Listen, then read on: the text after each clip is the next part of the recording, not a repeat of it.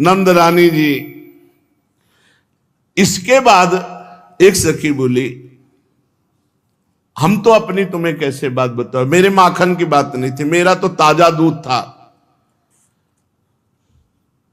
हमारी जो ददिया सास थी ना, तब के जमाने के माठ थे, नए माठ तो आप दे सकती हो, इतने सीजे हुए माठ सब फोड़े। और जब मैं पहुंची तो मुंह में दूध भरे हुए था। हमने कहा चोरी की हमारे घर में, अभी तुझे पकड़ती हूं।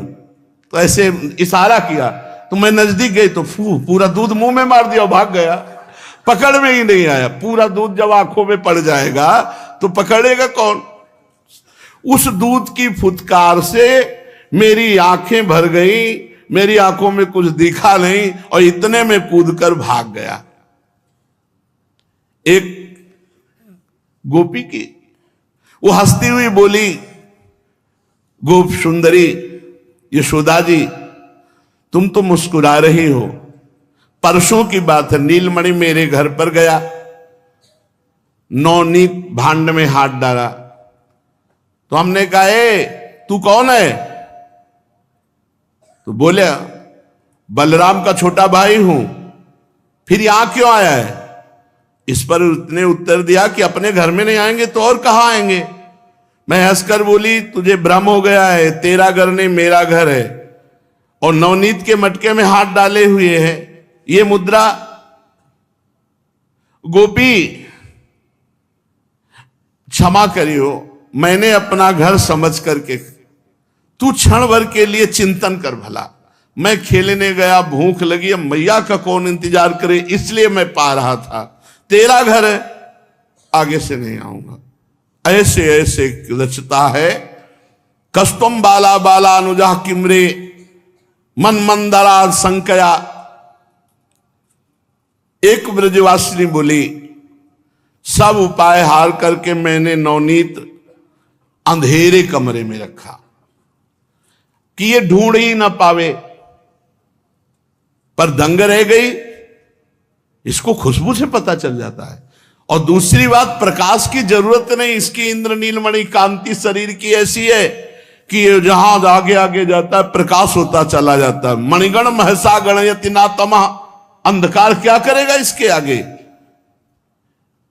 एक नवतरुणी गोपी बोली, बावरी तू मणिभूषणों की बात कहती है, इसके अंगों में ऐसी ज्योति है जो हृदय के अंधकार को नष्ट कर देती, कमरे के अंधकार की तो बात जाले दो। ध्वांतागारे धृतमणिगणम स्वांगमर्थ प्रदीपम। एक गोपी बोली, यशोदा मैया, प्रथम तो इसका मुख इतनी मुस्कुराहट युक्त लुभायमान है, दूसरी इसकी अमृतमयी वाणी है, तीसरा एक गिरीवा झुकाकर जब देखता है, चौथा इसके अंग लावण्य ऐसे हैं कि हम सब जितनी ब्रजवासिनी है सब मोहित हो चुकी है। तो हम आपको बताएं, ये शिकायत कम करने आई, ये देखने आई है। यशोदा मैया सब गोपियों से कहती हैं, बिराजो, आप बैठो, सुंदर सुंदर भोग पकवान हमारे साथ पाकर जाना। एक ने कहा, सुनो, भोग पकवान की बात कही तो हमें ध्यान आ गया, कल की बात है, हम अपने यहां देव पूजा का अनुष्ठान किए थे। हम सब भोग लगाकर देवता के आगे से और आंख मूंदे हुए थे, इतने में सखाओं के साथ आकर नंदन नंदन पाने लगे। मैंने पूछा, क्यों रे, देवता का भोग क्यों पाता है? तो ये बोला, सबसे बड़ा देवता तो मैं हूं, सबसे बड़ा देवता मैं हूं और सब मेरे छोटे देवता सखा हैं। मैं और सखा पा लिया, तेरा भोग लग गया, तेरी कामना पूर्ण हो गई। भैयाओ देखो ना, बात हमारी सच्ची है। तो कहा, तू देवता बना, हमारे देवता का अपमान कर दिया। अच्छा, इतने बड़े मुझ देवता का अपमान कर दिया तो सखाओ, इसको परिणाम दिखाओ। जे भी सब सखाओं से कहा तो पूजा स्थान में धूल पत्ता लघु शंका, सब छोटे छोटे सखा। यशोदा मैया, एवं धार्ष्ट्यान सुसति कुरुते मेहनादीन वास्तव। धूल फेंका, पत्ता फेंका यज्ञ वेदी पर, और लोग शंका, इतने बड़े देवता का अपमान किया, सखाओ इसका फल चखाओ। अपि बालान मेहयते गेहे वास्तव लिप्यते सुललित मुदा चित्रते चारु चूर्णई। मैंने लीप पोत कर बहुत सुंदर पत्रावली चित्रावली बहुत सुंदर चौक पूरी थी, तो ये धूर्ली पत्रादि भीर शुचि भी शुद्ध हानिम करोति। धूल फेंका, पत्ते ला के फेंका और इसके सखाओं ने लघु शंका भी कर दी। पूरा हमारा देवता का अपमान हो गया। वो जब गोपी ऐसा कह रही थी तो भगवान बड़ी गंभीर मुद्रा में थे कि कहीं मैया की छड़ी ना उठ जाए। तो मैया की तरफ जब देखते तो एकदम सीधे बन जाते, गोपी की तरफ देखते तो चलता है। इस प्रकार मुद्रा धारण किए ब्रज सुंदरियों ने श्री कृष्ण के कौमार चापल्य का वर्णन किया। अंदर अंदर से मैया तो बहुत प्रसन्न हो रही कि चलो मेरा लाला कुछ कर रहा है, हष्टपुष्ट हो रहा है, चेष्टाएं कर रहा है। इत्थम स्त्री भी सवय नयनम श्री मुखालोकिनी भीर व्याख्यातार्था प्रसित मुखिम नहुर्पालंब मुच्छे। समस्त गोपियां भगवान श्री कृष्ण की रूप माधुरी का पान कर रही हैं। मैया ने देखा कि ब्रज सुंदरियां कहीं नाराज हो गईं और कहीं अनिष्ट लाला के लिए सोच लिया, तो ब्रज सुंदरियों को सबको भोग पवाया, ठाकुर जी का तिलक लगाया जो घर में था, सबको सुगंधित द्रव्य माला पहनाई और मैया हाथ जोड़कर बोली। मैया जो बोली वो बहुत गजब। मैया कह रही कोई साप मत दे देना, कोई हमारे लाला का अनिष्ट मत कर देना, गारी मत दीजो मो गरीबनी को जायो है। बहुत तो मना मना करके हमारे इंद्रनील मणि हुई, कोई शाप मत दे देना, कोई मेरे लाला का अनिष्ट मत सोच लेना, मुझ गरीबिनी के ऊपर कृपा करना, मेरे लाला का अनिष्ट मत। और ये पता नहीं कि लाला समस्त अनिष्टों को मिटाने वाला है, उसका अनिष्ट कौन कर सकता है। वात्सल्य का भाव भगवत भाव नहीं आने देता, वात्सल्य में मेरा लाला है। गारी मति दीजो मो गरीबिनी को जायो है, जितो तो बिगार कियो आन कहो मोसो तुम, मैं तो काहू बातन में नाही तरसायो है।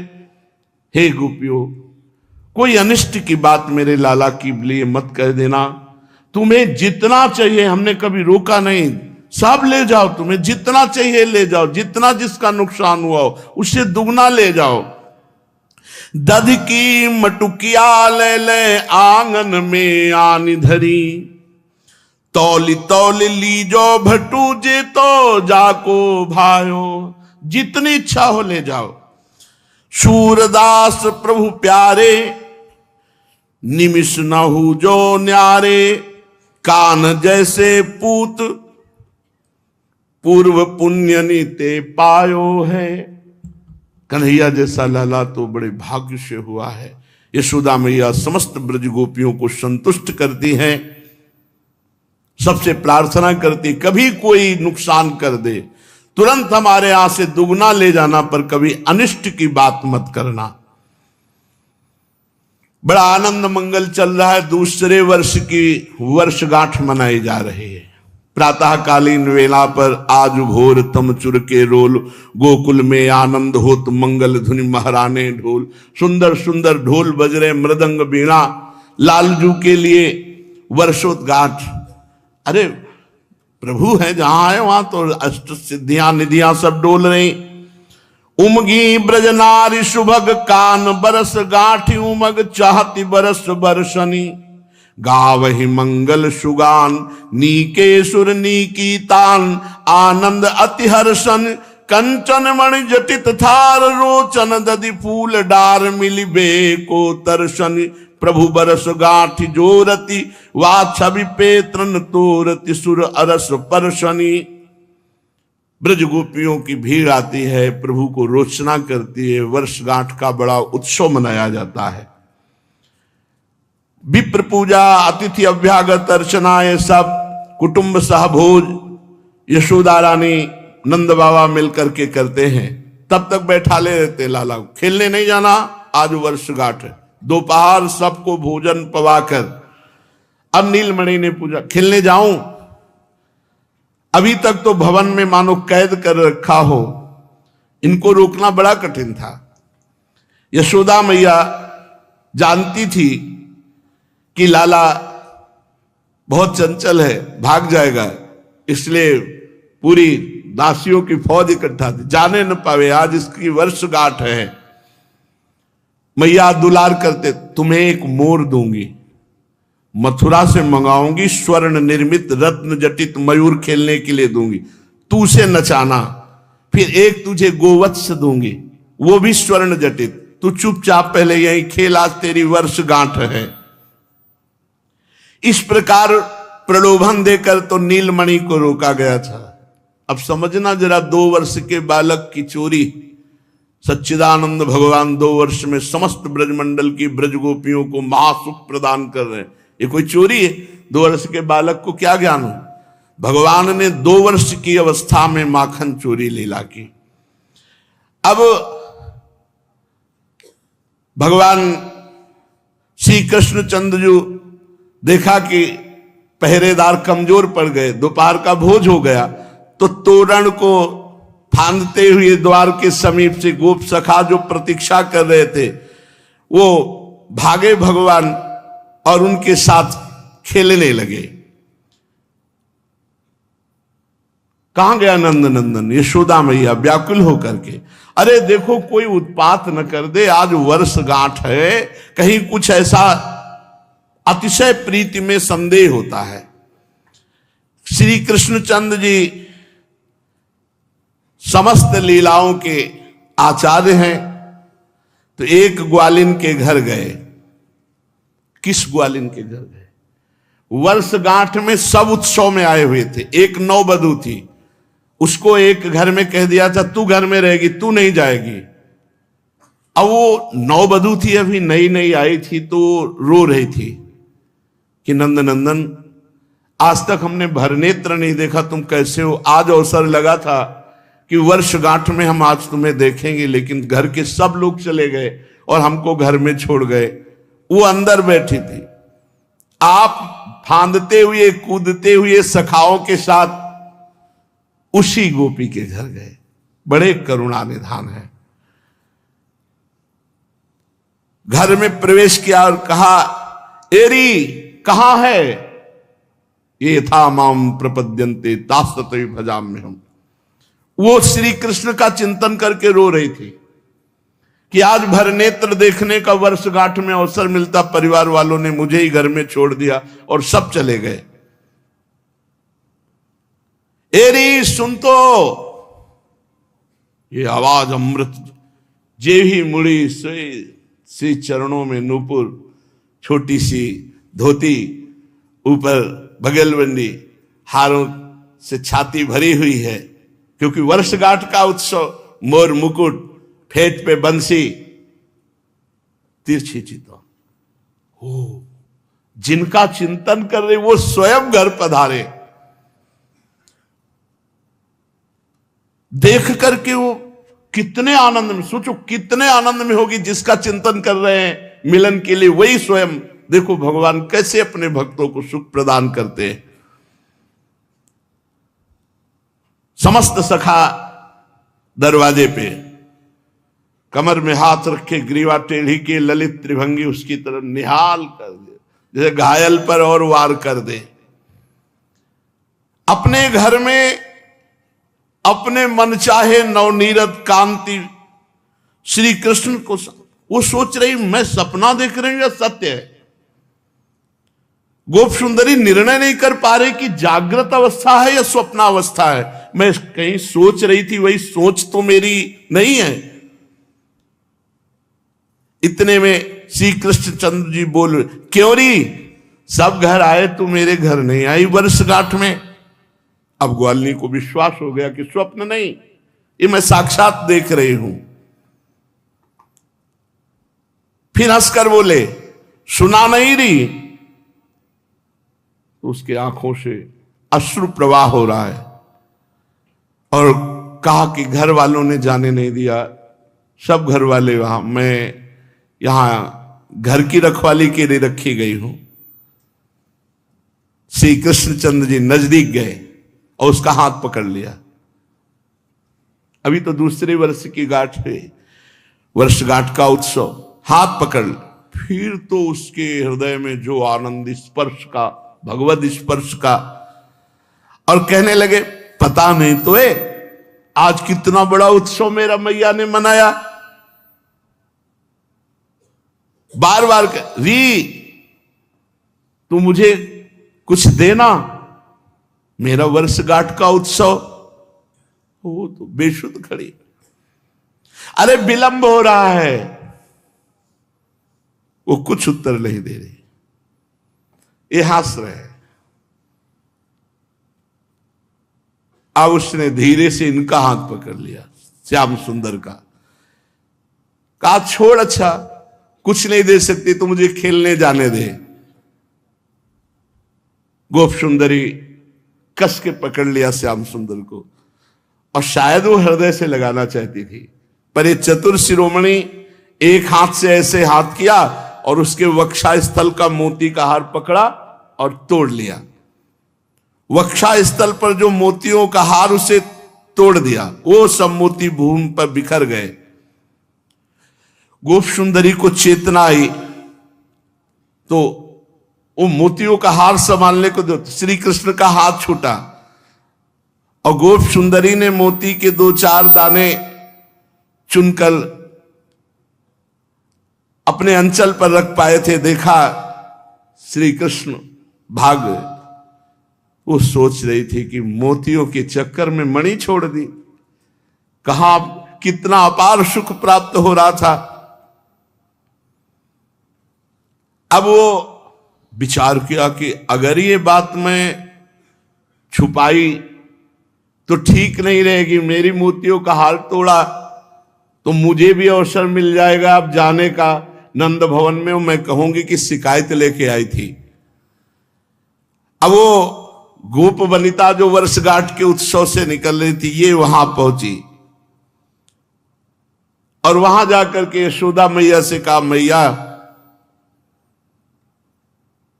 ये शिकायत में करने आई हूं कि आज मेरे मोतियों का हार आपके लाला ने तोड़ दिया। मैं अकेली बैठी थी, ये गए, मेरा हाथ पकड़ा और फिर मेरी मोतियों की माला तोड़ दी। वैसे तो मैं नहीं बताने आती, पर घर वाले तो, इसलिए मैं शिकायत करने आई हूं। मैया ने कहा, आएगा तो मैं डांट दूंगी, तुम मेरा मोतियों का हार ले लो।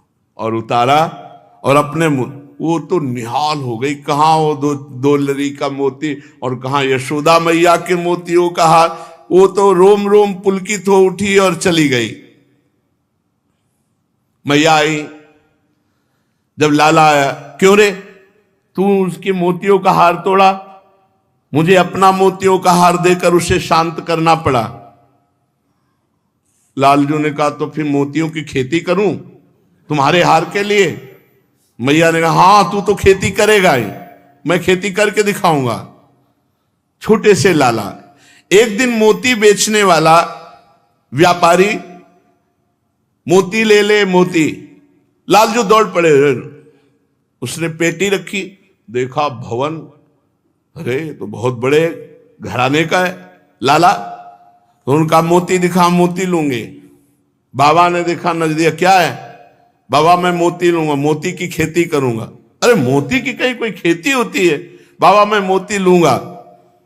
राजभवन देख करके व्यापारी ने सोचा, इतना मुनाफा तो यही हमको ले लेना चाहिए जो पूरे गांव में बेचने का होता है। लाला की तरफ देखे, भवन की तरफ देखे, और उसने बहुत ज्यादा कीमत बताई मोती की। बाबा ने कहा, इतनी महंगी थोड़ी मोती होती है, चलो यहां से ले जाओ, यहां मोतियों के ढेर लगे हुए, ये तो बालक है, हट कर। ना बाबा, मुझे मोती चाहिए। लाला ने हट कर लिया। निरखी नयन रुझ्यो मनमोहन, रटत देहु कर बारंबार। व्यापारी नंदनंदन को निर्निमेष नयनों से देखता है और एक सुंदर मोती निकालता है और कहता है कि अगर मूल्य देना चाहते हो तो लाखों में मूल्य बताया, और नहीं तो मैं लाला को फ्री दे सकता हूं। दो एक बात, अगर आप नहीं दोगे मूल्य तो लाला हट कर रहा है, मैं इसे फ्री दे दूंगा। बहुत कुल के लाल जो आनंदित हुए, पुलकित हुए, छोटी सी हथेली पर एक मोती रख दिया। दी रघमोल कहो व्यापारी, रहे ठगे सब कौतुकहार। करू पर ले राखी रहे हरि देत न मुक्ता परम सुडा। बाबा ने कहा ये बहुत ठग है, इतना थोड़ी कीमत होता है, नहीं मैं यही लूंगा। बाबा ने फिर भेंट दे दी। लालजू महाराज गोकुलनाथ बये जसुमति के आंगन भीतर भवन मजार। मैया तेरा हार ले गई थी ना गोपी, देख मैं मोती लाया हूं और आज इसकी खेती करूंगा। मैया ने कहा अच्छा लाला, यमुना जी के किनारे की मिट्टी लाओ। मैया भी जैसे लाला खेले जैसे राजी, ऐसे किया और उस मिट्टी में मोती। मैया का अच्छा ये जग जाएगा। मैया तो खेल समझ रही लालजू का। हसती जसोमति मात कहत करत मोहन कहा, ये नहीं जानत बात ये करता सब जगत के। एक संकल्प के अनंत ब्रह्मांड उदित हो गए। मैया तेरा हार उस गोपी ले गई, मैं ऐसी मोतियों का हार बनाऊंगा जो स्वयं उपजेंगे। उस रज में एक मोती डाला। मैया लाओ यमुना जल। मैया यमुना जल दिया, ऐसे उस पे डाला। कहा अंकुरित हो जाओ, अंकुरित। अरे लाला, कहीं मोती अंकुरित होता, कोई अनाज थोड़ी है। देखा कि अंकुरित हो गया, मोती अंकुरित हो गया। थोड़ी देर में 2 पत्र, थोड़ी देर में वो थोड़ा सा पौधा, फिर तो विशाल शाखा, पूरा आंगन भर गया, मोती ही मोती उसमें। कर तुम अकर तुम अन्यथा कर तुम। जितनी मंजरियां सब में सुंदर राशि राशि के मोती। शाखा पत्र भये जल मेलत, फूलत फरत न लागी बार। यशोदा जी मैया देखकर आश्चर्यचकित रह गई। बाबा को बुलाया, देखो देखो लाला ने मोती का पौधा। ये अक्षर अविनाशी सच्चिदानंद, जिनके इशारे से सूर्य चंद्र प्रकाशित होते हैं, काल जिनके अधीन है, वो परमात्मा क्या नहीं कर सकता, क्या नहीं कर सकता। एक क्षण में जिसने अनंत ब्रह्मांडों को रचा वो परमात्मा है। जगृहे पौरुषम रूपम भगवान महादादि भी, शंभूतम षोडश कला माधव लोक शिशक्षया। 16 कलाओं में परम प्रवीण भगवान सच्चिदानंद श्री कृष्ण को मैया अपना लाला मान रहे हैं। नीलमणि समग्रेश्वर, समग्र धर्म, समग्र यश, समस्त श्री, समस्त ज्ञान, समस्त वैराग्य, ये सब के स्वामी है, इसीलिए भगवान है। ये कुछ असंभव आश्चर्य मत मानना। इनके भ्रकुट विलास सृष्टि लय हुई। अपार सामर्थ्यशाली प्रभु। बाबा आए, मैया सांवले सलोले लालजू को गोद में। अरे मेरा लाला इतना सामर्थ्यशाली और मोती ही मोती। लालजू ने पेड़ हिलाया, मोती बिछ गए अपने पीतांबर में बिना, और कहा मैया देखिए नकली नहीं है, ये असली है, और इनका हार बना और तू पहन। शावा इदम विश्व ममोघ लीला, सजत्यवत्यति न सजत्यतेस्मिन्, भूतेषु चांतरहित आत्मतंत्र, षाड्वर्गिकम जिघ्रति सद्गुणेशः। अगणित गोपों ने और ब्रजेश्वर नंद बाबा ने सबने पहचान की असली मोती। और भगवान ने सबको मोती बांटे, सबको, सब ब्रजवासियों को मोती बांटे। और इसके बाद काम मैया हो गया तेरे हार के लिए। अब बस उस मोती की जो वृक्ष था उससे कहा तू यहीं शांत हो जा, खत्म। केवल मोती मोती ही रह गए पीछे आंगन में और वृक्ष अंतर ध्यान हो गया। ब्रज तरुणी, नंद बाबा, यशोदा मैया, जानत नहीं मरम सुर नर मुनि, ब्रह्मादिक नहीं परत विचार, सूरदास प्रभु की यह लीला, ब्रज वनिता पहिरे गुहिहार। सब ब्रज वनिताओं ने वो मोती अपने हार में कि मेरे नंद नंदन के द्वारा प्रकट किया हुआ, और यशोदा मैया ने भी गुह करके